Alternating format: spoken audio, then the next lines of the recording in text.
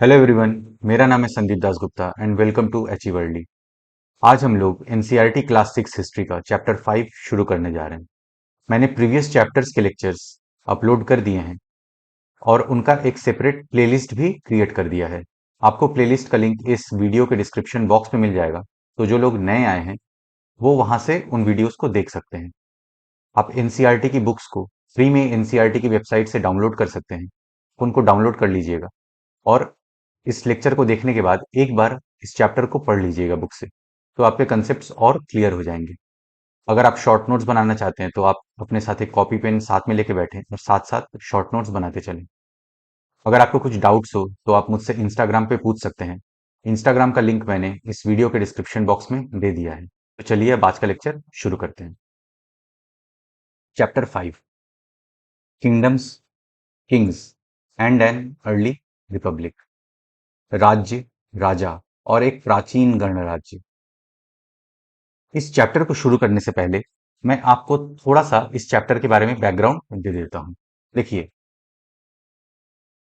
हम लोगों ने अर्ली वैदिक एज के बारे में कल पढ़ा और हम लोगों ने ये भी देखा कि अर्ली वैदिक एज के बाद लेटर वैदिक एज आता है। अर्ली वैदिक एज लगभग 1500 बीसी से 1000 बीसी तक का टाइम पीरियड है और लेटर वैदिक एज जो है वो 1000 बीसी से लगभग 600 टू 500 बीसी का टाइम पीरियड है। तो अर्ली वैदिक एज में क्या है कि कॉपर और ब्रॉन्ज मिलता था, मतलब तांबे और कांसे के तो साक्ष्य मिलते हैं, लेकिन आयरन नहीं मिलता है हमें। आयरन का कोई साक्ष्य हमें अर्ली वैदिक एज में नहीं मिलता है।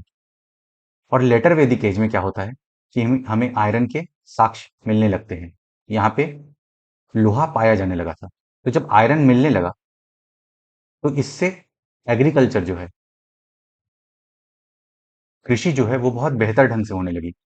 हम लोग आज इस चैप्टर में इस बारे में पढ़ेंगे कि आयरन मिलने से, लोहा मिलने से कृषि किस तरीके से होने लगी। यहाँ पे बस हम लोग आउटलाइन समझ लेते हैं। देखिए, आयरन मिला तो उससे कृषि बहुत अच्छे से होने लगी। तो जब कृषि अच्छे से होने लगी तो हमें कृषि अधिशेष भी मिलने लगा, कृषि अधिशेष भी उत्पन्न होने लगा था उस वक्त। मतलब सरप्लस में एग्रीकल्चर होने लगा। तो जब सरप्लस में एग्रीकल्चर होगा तो इसका मतलब ये है कि जो कृषि अधिशेष हो रहा है वो आप उद्योग में, व्यापार में लगा सकते हैं। उससे क्या होगा कि जो इकोनॉमी है वो स्ट्रांग होगी। तो जब इकोनॉमी स्ट्रांग होगी तो क्या होगा, कुछ लोगों के पास ज्यादा संसाधन होंगे। इस चीज को समझते हैं। देखिए, जब आयरन मिला तो एग्रीकल्चर अच्छे से होने लगी, कृषि बहुत अच्छे से होने लगी। देखिए, इसका मतलब ये तो नहीं कि हर कोई कृषि बहुत अच्छे से कर लेगा। हो सकता है कि कुछ लोगों ने ही कृषि बहुत अच्छे से किया हो और उन लोगों के पास ही कृषि अधिशेष उत्पन्न हुआ हो और उन लोगों ने ही उस कृषि अधिशेष का इस्तेमाल करके उद्योग और व्यापार में लगाया हो और उन्हीं लोगों का इकोनॉमी जो था स्ट्रांग हुए हो, वही लोग इकोनॉमिकली स्ट्रांग हुए हो और उन्हीं कुछ लोगों के पास रिसोर्सेज भी ज्यादा होंगे। तो जिन लोगों के पास रिसोर्सेज ज्यादा होंगे वो लोग पावरफुल होंगे और जब वो लोग पावरफुल होंगे तो वो बड़े बड़े यज्ञ कर पाएंगे, बड़ी बड़ी आहुतियां दे पाएंगे। मतलब ऐसे लोग बिग सैक्रिफाइसेस कर पाएंगे। तो जो लोग बिग सैक्रिफाइसेस कर पाएंगे वही लोग, इसको मैं अच्छे से लिख देता हूं, वही लोग क्या होंगे, रूलर्स बनेंगे। तो ये पूरा आउटलाइन है आज के चैप्टर का। चलिए अब आज का चैप्टर अब शुरू करते हैं। देखिए, how some men became rulers. कुछ लोग शासक कैसे बने। Around 3000 years ago, some men became recognized as rajas by performing big sacrifices. करीब 3000 साल पहले कुछ लोग बड़े बड़े यज्ञों को आयोजित कर राजा के रूप में प्रतिष्ठित हो गए। देखिए, इस चीज को अभी हम लोगों ने समझा कि कैसे लोगों ने बड़े बड़े यज्ञ करवाए थे, बिग सैक्रिफाइसेस करवाई थी। ये वही लोग थे जिन लोगों ने अच्छे से कृषि अधिशेष इनको मिला तो ये लोग इकोनॉमिकली स्ट्रांग हुए। तो जो जब ये लोग इकोनॉमिकली स्ट्रांग हुए इनके पास बहुत मात्रा में, प्रचुर मात्रा में संसाधन है। तो फिर ये लोग पावरफुल हो गए। तो जब ये लोग पावरफुल हो गए तो ये बड़े बड़े यज्ञ करवा पाए। तो जब ये बड़े बड़े यज्ञ करवा पाए तो यही लोग फिर राजा कहलाए। द अश्वमेधा और horse sacrifice was one such ritual. ये जो बड़े बड़े जो सैक्रिफाइसेस या यज्ञ हो रहे हैं, तो इनका एक एग्जाम्पल है ये अश्वमेध यज्ञ। अश्वमेध यज्ञ एक ऐसा ही आयोजन था। A horse was let loose to wander freely and it was guarded by rajas main. तो जो घोड़ा होता था उसको फ्रीली छोड़ दिया जाता था और वो इधर उधर घूमता था और उस घोड़े की देखरेख राजा के आदमी करते थे। इसमें एक घोड़े को राजा के लोगों की देखरेख में स्वतंत्र विचरण करने के लिए छोड़ दिया जाता था। If the horse wandered into the kingdoms of other rajas and they stopped it, they had to fight। इस चीज को समझते हैं। मान लीजिए एक किंगडम का राजा है, इसने अश्वमेध यज्ञ करवाया है और इसने अपने घोड़े को फ्रीली छोड़ दिया है। ये बी किंगडम के राजा के किंगडम बी किंगडम से गुजरता है, लेकिन बी किंगडम का जो राजा है वो इस घोड़े को नहीं रोकता है।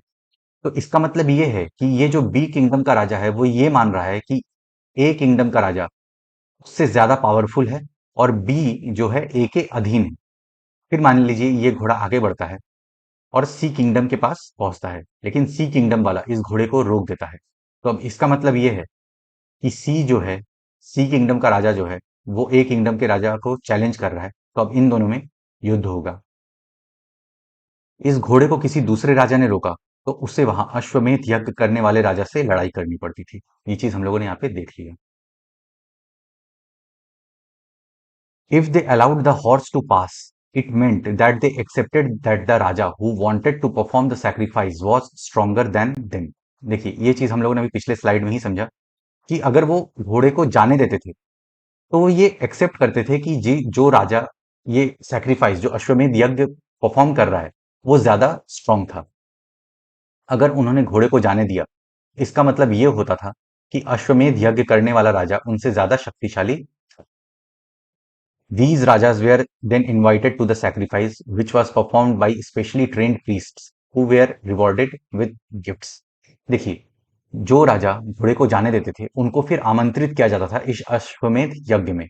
और ये जो अश्वमेध यज्ञ है ये पुरोहितों द्वारा परफॉर्म किया जाता था, संपन्न किया जाता था और इन पुरोहितों को गिफ्ट्स मिलते थे। इसके बाद उन राजाओं को यज्ञ में आमंत्रित किया जाता था। यह यज्ञ विशिष्ट पुरोहितों द्वारा संपन्न किया जाता था। इसके लिए उन्हें उपहारों से सम्मानित किया जाता था। The Raja who organized the sacrifice was recognized as being very powerful and all those who came brought gifts for him।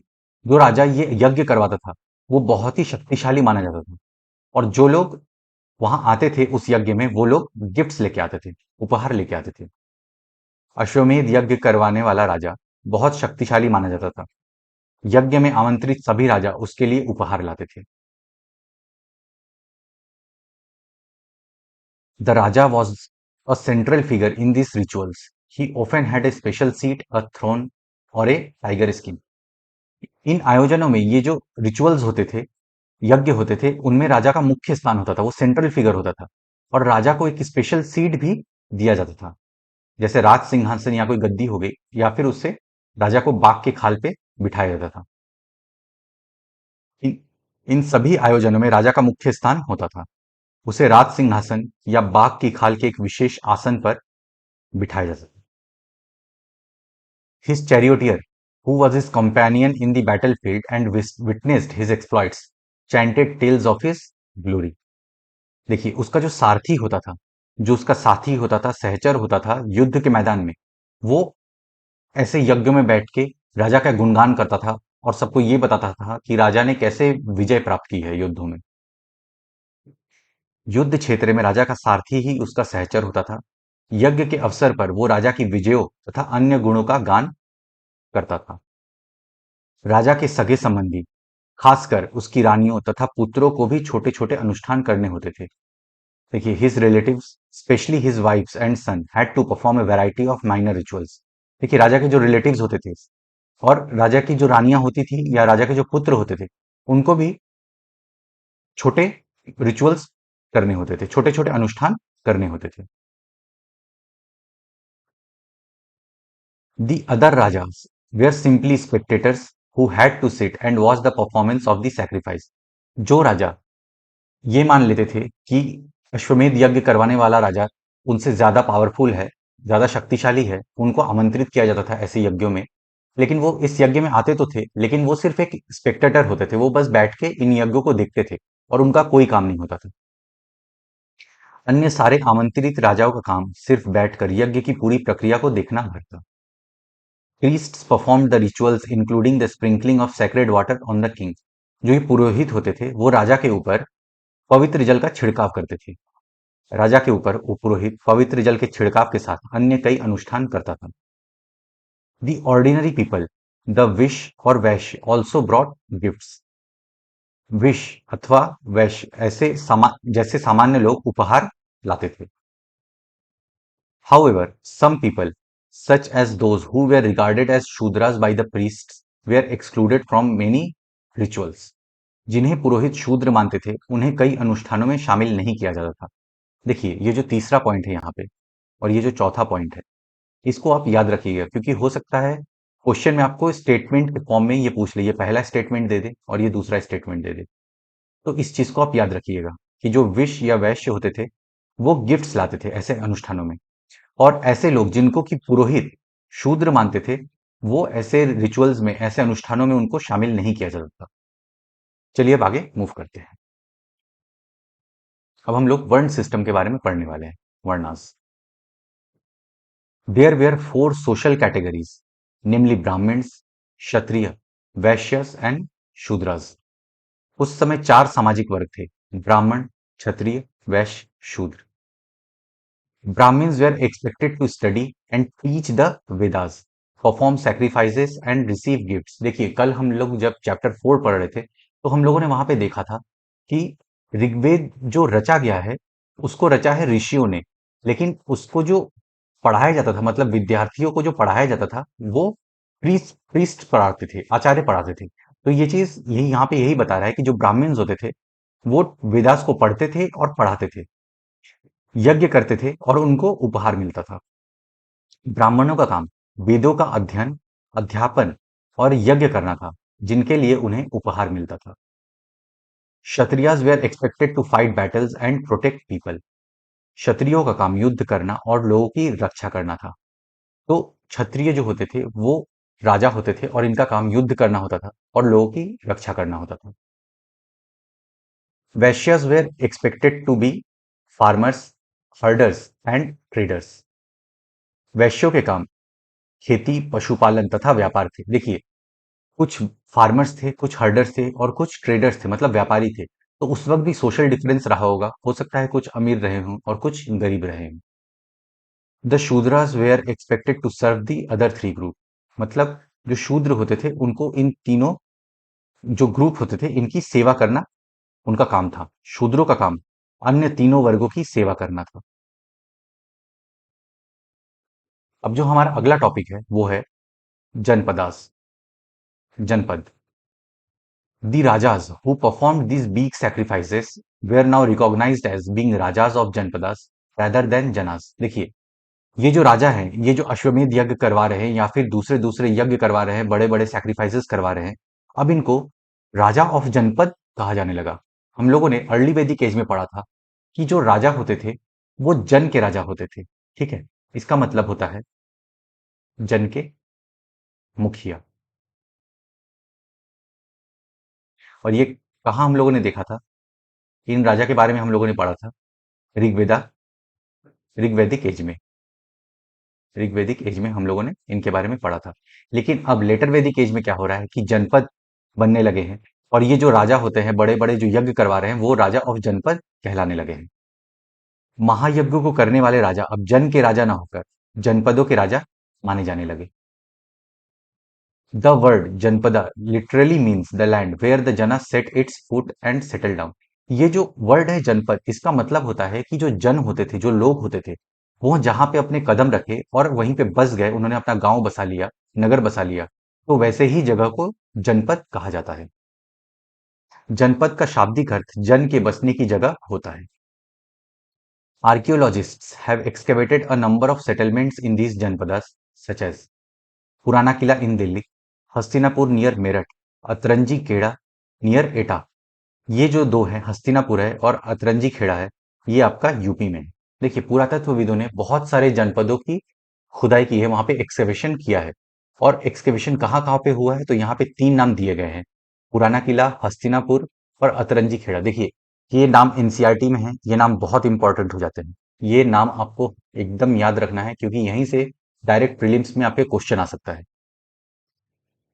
पुरातत्वविदों ने इन जनपदों की कई बस्तियों की खुदाई की है।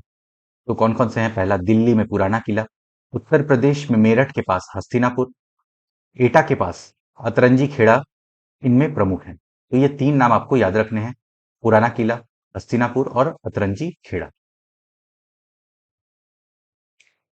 दे found that people lived in huts and kept cattle as well as other animals. देखिए, जो पुरातत्वविद है उनको क्या क्या मिला है? उनको ये मिला है कि लोग झोपड़ियों में रहते थे, हट्स में रहते थे, वो मवेशी पालते थे और दूसरे जानवर भी पालते थे। खुदाई से पता चला है कि लोग झोपड़ियों में रहते थे और मवेशी तथा अन्य जानवरों को पालते थे।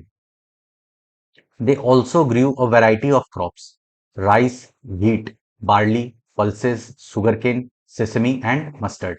वो बहुत सारे फसलें भी उगाते थे। कौन कौन से?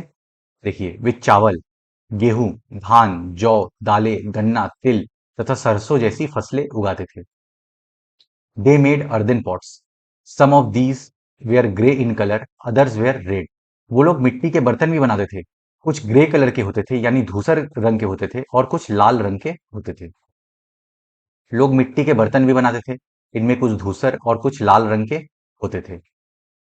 One special type of pottery found at these sites is known as painted greyware. देखिए, ये नाम आपको एकदम याद रखना है, क्योंकि यहां से डायरेक्ट पूछ सकता है आपसे। एक कुछ पुरा स्थलों से कुछ विशेष प्रकार के बर्तन मिले हैं, जिन्हें की पेंटेड ग्रेवेयर या फिर चित्रित धूसर पात्र कहा जाता है।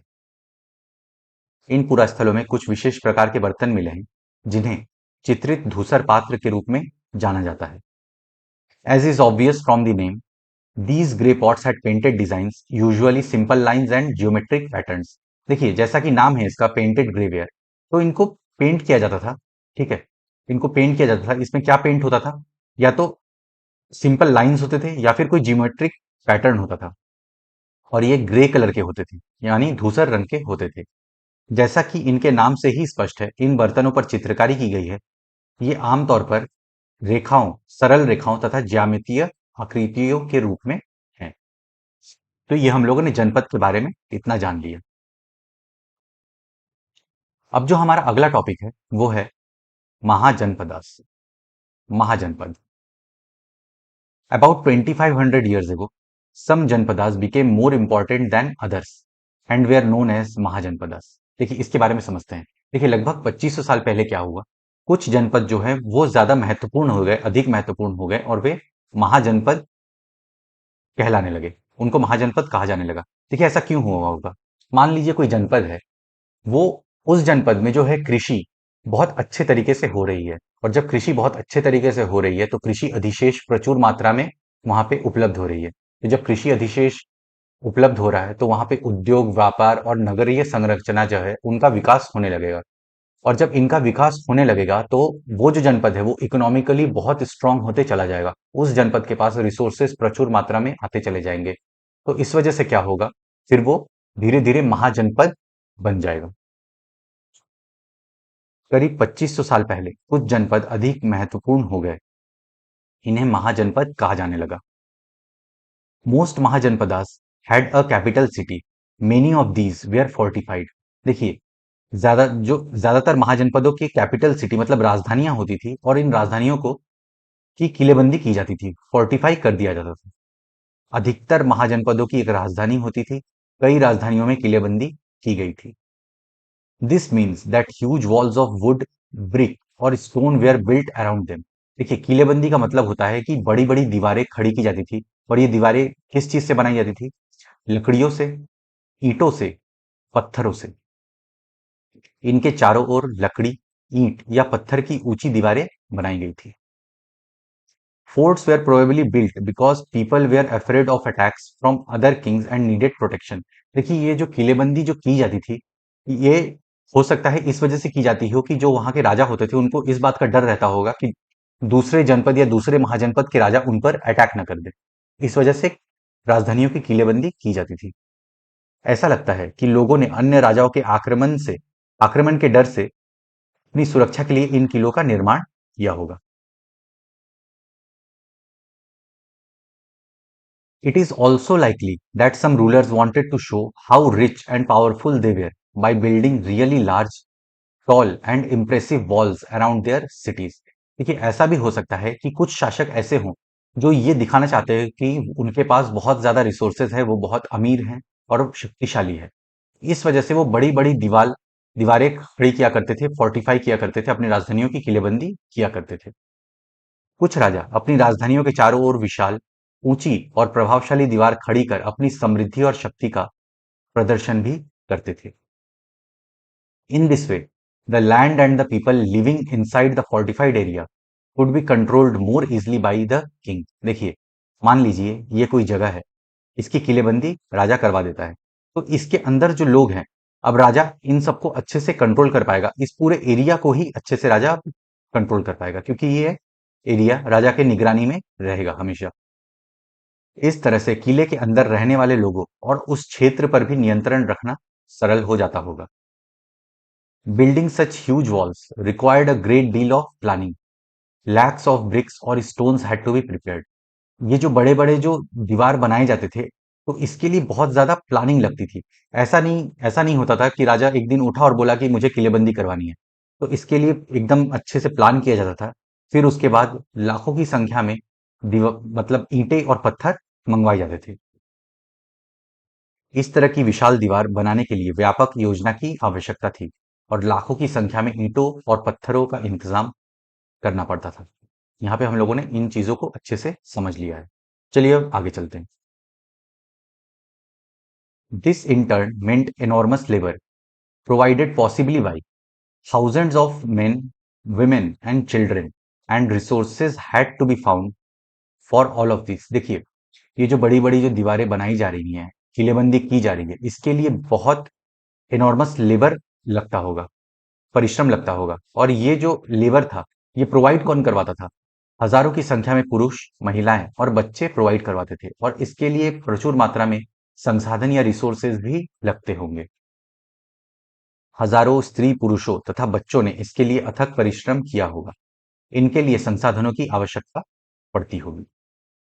The new rajas now began maintaining armies. ये जो महाजनपद के जो राजा थे, ये लोग अपनी सेना रखने लग गए थे। इन लोगों ने आर्मी रखनी शुरू कर दी थी। अब राजा सेना रखने लगे थे। सेना रखने से मतलब है कि राजा पूरे साल भर के लिए सेना रखते थे और कहीं भी युद्ध करना होता था तो इनके पास सेना तैयार रहती थी। हम लोगों ने अर्ली वैदिक एज में पढ़ा था कि राजा के पास कोई सेना नहीं होती थी। जब उनको युद्ध करना होता था तो वो लोग सभाओं में मिलते थे और वहां पे बैठ के सब कोई डिस्कस करते थे कि कैसे होगा। और वहीं पे जो है सरदार को चुना जाता था, जो कि एक स्किलफुल वॉरियर होता था, कुशल वीर होता था, उसको चुना जाता था। लेकिन महाजनपद में क्या हो रहा है कि अब राजा अपनी सेना रखने लगा है और वो साल भर के लिए इस सेना को रखता है और कहीं भी अगर उसको युद्ध करना हो तो वो युद्ध करने के लिए आराम से जा सकता है। Soldiers were paid regular salaries and maintained by the king throughout the year. जो ये सोल्जर्स होते थे उनको सैलरी दिया जाता था और through out the year Raja in soldiers को मेंटेन करता था। सिपाहियों को नियमित वेतन देकर पूरे साल रखा जाता था। Some payments probably made using punched mark coins. देखिए ये नाम इंपॉर्टेंट है। कुछ भुगतान संभवतः आहत सिक्कों के रूप में होता था। हम लोग आहत सिक्कों के बारे में आगे आने वाली क्लासेस में डिटेल में पढ़ेंगे। तो देखिए उस वक्त आजकल के जैसे रुपए नहीं होते थे, ठीक है? तो उस वक्त ये पंच्ड मार्क्ड कॉइन्स के जरिए या आहत सिक्कों के जरिए उन सोल्जर्स को, उन सेना में जो लोग होते थे उनको, सिपाहियों को वेतन दिया जाता था। आइए अब ये मैप देखते हैं। यहाँ पे इंपॉर्टेंट जनपद हैं, महाजनपद हैं और कुछ शहर हैं। देखिए जो महाजनपद है वो टोटल 16 है, ठीक है? देखिए ये रहा आपका एक जनपद हस्तिनापुर, जो कि मेरठ के पास में है, हम लोगों ने भी पढ़ा था। मैं आपको यहाँ पे 16 महाजनपदों के नाम लिख के दे देता हूँ। अभी क्लास 6 की एनसीईआरटी है तो यहाँ पे वो दिया नहीं है, बट मैं बता देता हूँ आपको। देखिए पहला जो है वो है अंग,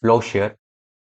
This meant that heavy, clayey soil could be turned over better than with a wooden plowshare, so that more grain could be produced. हल के फाल अब लोहे के बनने लगे। अब कठोर जमीन को लकड़ी के फाल की तुलना में लोहे की फाल से आसानी से जोता जा सकता था। इससे फसलों की उपज बढ़ गई। देखिए, जब आयरन मिलने लगा, आयरन से मतलब लोहे से हल के फाल बनने लगे। तो जब लोहे से हल मतलब जो फाल थे वो लोहे के बनने लगे, उससे क्या होता था, कठोर जमीन को आसानी से जोता जा सकता था, जो कि पहले लकड़ी के फाल से जोतना कठिन था, मुश्किल था। तो अब जब जमीन जोतना आसान हुआ, इसका मतलब ये था कि फसलों की उपज अब धीरे धीरे बढ़ गई। जो ग्रेन्स थे वो ज्यादा मात्रा में प्रोड्यूस किए जाने लगे। तो ये हमारा पहला पॉइंट था। दूसरा, second, people began transplanting paddy. This meant that instead of scattering seed on the ground from which plants would sprout, saplings were grown and then planted in the fields. इसका मतलब ये है, पहले क्या होता था कि ये कोई जमीन है तो इसके ऊपर जो है बीज स्प्रिंकल कर दिए जाते थे। ठीक है, फिर इन्हीं बीजों से स्प्राउट्स निकलते थे। लेकिन अब क्या होने लगा, अब पहले पौध को तैयार कर लिया जाता है, फिर उसके बाद उसका रोपण किया जाता है। देखिए, सैपलिंग्स को पहले ग्रो कर लिया जाता है, फिर उसके बाद उसको फील्ड में प्लांट किया जाता है। तो ये दो चेंजेस आई थी इस टाइम में। दूसरे, लोगों ने धान के पौध का रोपण शुरू किया, अर्थात खेतों में बीज छिड़क कर धान उपजाने के बजाय धान की पौध तैयार कर उनका रोपण शुरू किया गया। ये चीज हम लोगों ने यहाँ पे समझ लिया है। This led to increased production as many more plant survived. अब पहले की तुलना में बहुत ज्यादा पौधे जीवित रह जाते थे, इसलिए पैदावार भी ज्यादा होने लगी। अब क्या हुआ, इससे जो है प्रोडक्शन जो है इंक्रीज हो गया, पैदावार ज्यादा हो गई। क्यों? क्योंकि ये जो दो मेथड्स थे, इनसे क्या हुआ, जो पौधे थे वो ज्यादा जीवित रह जाते थे इस वजह से। तो ये जो चेंजेस इन एग्रीकल्चर का जो टॉपिक है, इसको हम लोगों ने बहुत ही अच्छे से समझ लिया है। आइए अब आगे चलते हैं। अब जो हमारा नेक्स्ट टॉपिक है वो है मगध। अब हम लोग मगध के बारे में पढ़ने वाले हैं। Magadha became the most important mahajanapada in about 200 years. लगभग 200 साल के भीतर मगध सबसे महत्वपूर्ण महाजनपद बन गया। देखिए, मगध की सफलता के पीछे बहुत सारे कारक थे, जिनमें कि एक बहुत ही इंपॉर्टेंट कारक जो है वो भौतिक आर्थिक आधार था। मगध को एक मजबूत आर्थिक आधार मिला था। मगध साम्राज्य का जो केंद्रीय क्षेत्र था वो मध्य गंगा घाटी था। ये बहुत ही उपजाऊ क्षेत्र था, जहां पे बहुत ही बेहतर कृषि अधिशेष उत्पन्न हुआ था, मतलब एग्रीकल्चरल सरप्लस उत्पन्न हुआ था। इससे क्या हुआ, जो उद्योग था, व्यापार था, मतलब जो ट्रेड था, वो बहुत अच्छे तरीके से हो पाया था, और इससे नगरीय संरचना का भी विकास संभव हुआ था। इस प्रकार राज्य को एक ठोस आर्थिक आधार मिला। मतलब मगध जो है वो इकोनॉमी जो है मगध की वो बहुत स्ट्रांग हो गई। मगध जो है इकोनॉमिकली स्ट्रांग हो गया।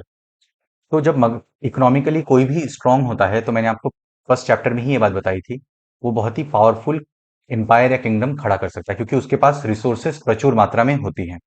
और फिर मगध को भौगोलिक सुरक्षा भी प्राप्त थी। मगध की जो पहली राजधानी थी, राजगिरी, वो 5 पहाड़ियों से घिरी हुई थी। और जो उसकी दूसरी राजधानी थी, पाटलिपुत्र, वो गंगा, गंडक, सोन एवं घाघरा नदियों से सुरक्षित थी। और ये जो रिवर्स थे, ये आपके व्यापार को भी प्रोत्साहन मिल रहा था। मतलब ट्रांसपोर्ट भी इन रिवर्स के थ्रू हो रहा होगा। फिर मगध के पास प्राकृतिक संसाधन भी बहुत प्रचुर मात्रा में उपलब्ध थे। मगध में तांबे के साथ साथ लोहे का व्यापक खनिज भंडार था। तो वो उन लोहे का इस्तेमाल करके उपकरण, टूल्स तो बना ही सकते थे, साथ साथ वेपन्स भी बना सकते थे। ठीक है, तो ये कुछ कारण है जिसकी वजह से मगध को सफलता मिली और वो बहुत ही एक महत्वपूर्ण महाजनपद बन गया। देखिए, many rivers such as Ganga and Son flowed through Magadha. Ganga और सोन जैसी नदियां मगध से होकर बहती थी। ये इंपॉर्टेंट क्यों थी, आइए देखते हैं। दिस वॉज इंपॉर्टेंट फॉर, पहला ट्रांसपोर्ट, पहला जो है यातायात, ये हम लोगों ने देखा, ट्रांसपोर्ट होता था इन रिवर्स के थ्रू, और इसीलिए व्यापार को भी प्रोत्साहन मिल रहा था। दूसरा, वाटर सप्लाईज, इसी से जल वितरण भी होता था। फिर तीसरा, मेकिंग द लैंड फर्टाइल, यही नदियां जमीन को भी उपजाऊ बनाती थी। जमीन को उपजाऊ बनाने के लिए भी नदियां बहुत महत्वपूर्ण थी। तो ये 3 रीजन हम लोगों ने यहाँ पे देख लिया। आइए अब आगे चलते हैं। Parts of Magad were forested. Elephants which lived in the forest could be captured and trained for the army. Magadh का एक हिस्सा जो था वो जंगल था और इन जंगलों में हाथियां रहते थे। तो इन हाथियों को कैप्चर कर लिया जाता था, पकड़ लिया जाता था, फिर उन्हें ट्रेन करके आर्मी में यूज कर सकते थे। मगध का एक हिस्सा जंगलों से भरा था। इन जंगलों में रहने वाले हाथियों को पकड़कर और उन्हें प्रशिक्षित कर सेना के काम में लगाया जाता था। Forests also provided wood for building houses, carts and chariots. इन जंगलों में जो लकड़ियां मिलती थी, इन लकड़ियों से घर बनाए जाते थे, गाड़ियां बनाई जाती थी और रथ बनाए जाते थे। यही नहीं, जंगलों से घर, गाड़ियां तथा रथ बनाने के लिए लकड़ी मिलती थी।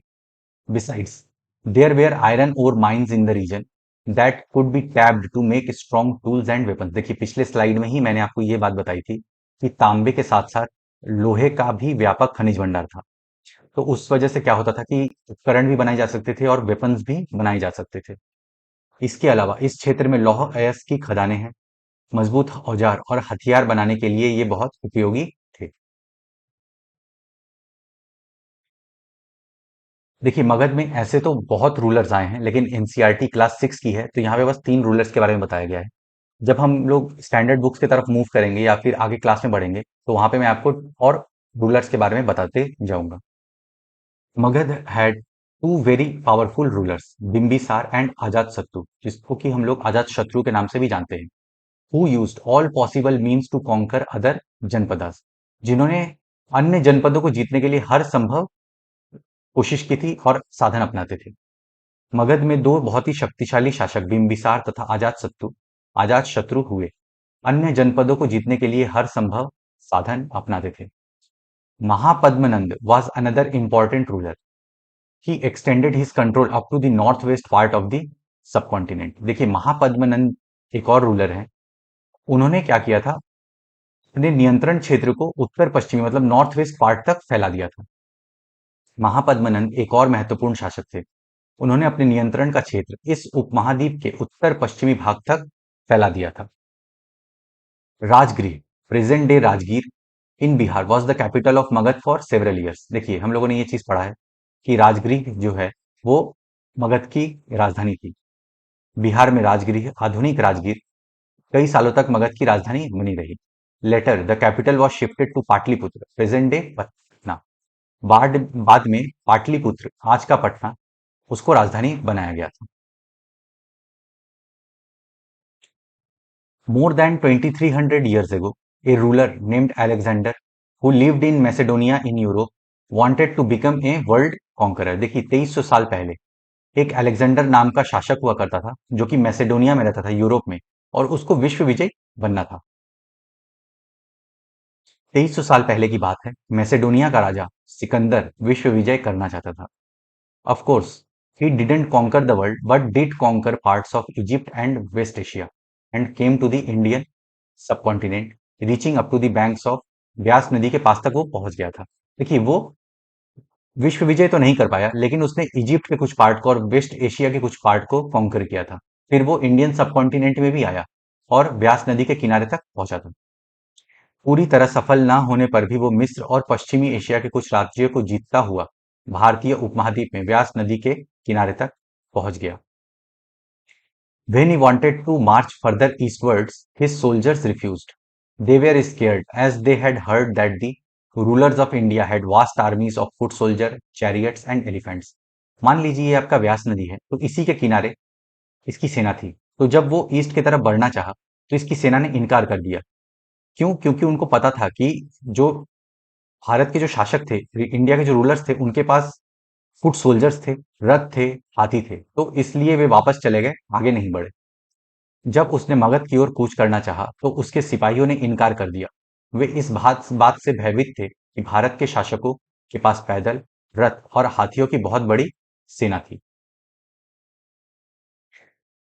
अब जो हमारा नेक्स्ट टॉपिक है वो है वज्जी। अब हम लोग वज्जी को देखने वाले हैं।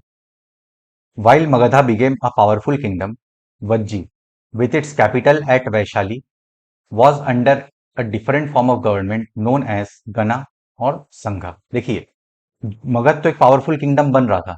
जो वज्जी है उसका कैपिटल था वैशाली में, वो एक डिफरेंट फॉर्म ऑफ गवर्नमेंट वहां पे रन कर रहा था, जिसको कि हम लोग गणा और संघ के नाम से जानते हैं।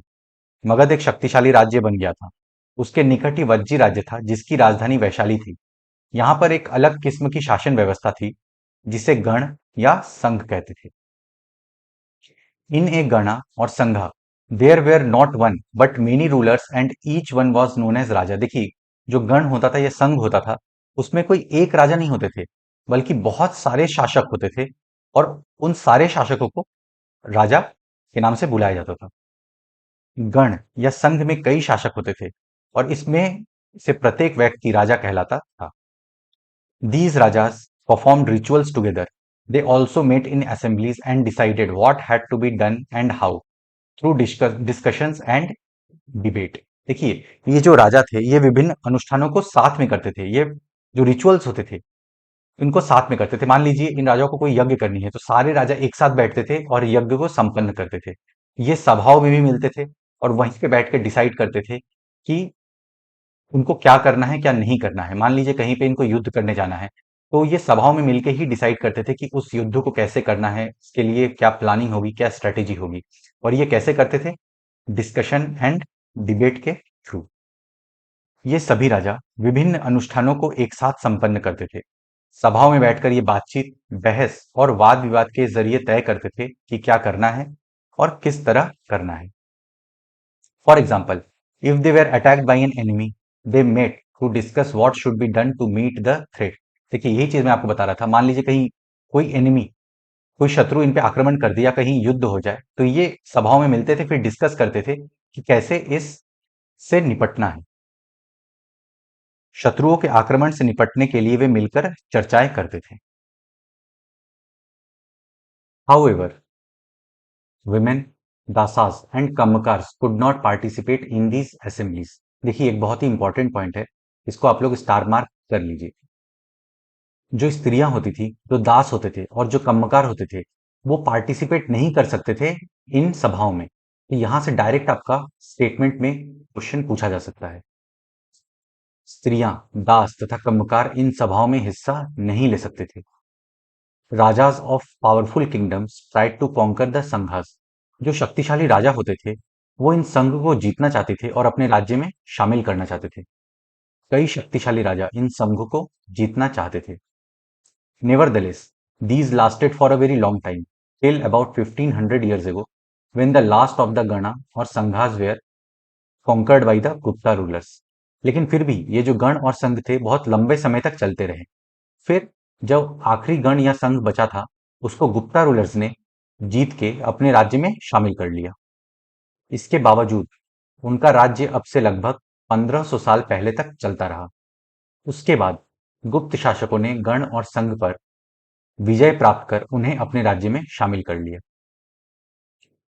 The account of the Vajjis is from the Digha Nikaya, a famous Buddhist book which contains some of the speeches of the Buddha.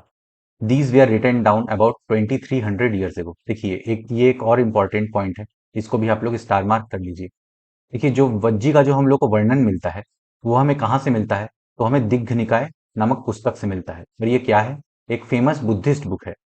इसमें बुद्धा के स्पीचेस भी हैं और ये 2300 साल पहले लिखा गया था। तो आपसे ये क्वेश्चन में पूछ सकता है कि हमें वज्जी का वर्णन कहाँ मिलता है? तो आपका आंसर होगा दिग्घ निकाय। वज्जी संघ का वर्णन दिग्घ निकाय से लिया गया है। दिग्घ निकाय एक प्रसिद्ध बौद्ध ग्रंथ है, जिसमें बुद्ध के कई व्याख्यान दिए गए हैं। इन्हें करीब 2300 साल पहले लिखा गया था। तो फ्रेंड्स, आज का चैप्टर यहीं पे खत्म होता है। मैं आशा करता हूँ आपको सब कुछ समझ में आ गया होगा। अगर फिर भी कुछ डाउट्स हैं, तो आप मुझसे कमेंट्स में पूछ सकते हैं, या फिर इंस्टाग्राम पे भी आप मुझसे पूछ सकते हैं। इंस्टाग्राम का लिंक आपको इस वीडियो के डिस्क्रिप्शन बॉक्स में मिल जाएगा। आप वहां भी मुझसे जुड़ सकते हैं। आप एनसीईआरटी की बुक्स को एनसीईआरटी के वेबसाइट से डाउनलोड कर लीजिएगा, और इस चैप्टर को, इस लेक्चर को देखने के बाद एक बार पढ़ लीजिएगा, जिससे कि आपके कॉन्सेप्ट्स और क्लियर हो जाएंगे। आप अपने फ्रेंड्स के साथ इस वीडियो को शेयर कर सकते हैं। अगर वीडियो पसंद आए तो लाइक करें, चैनल को सब्सक्राइब करें। मैं मिलता हूं आपसे नेक्स्ट लेक्चर में। Good day to everyone. जय हिंद।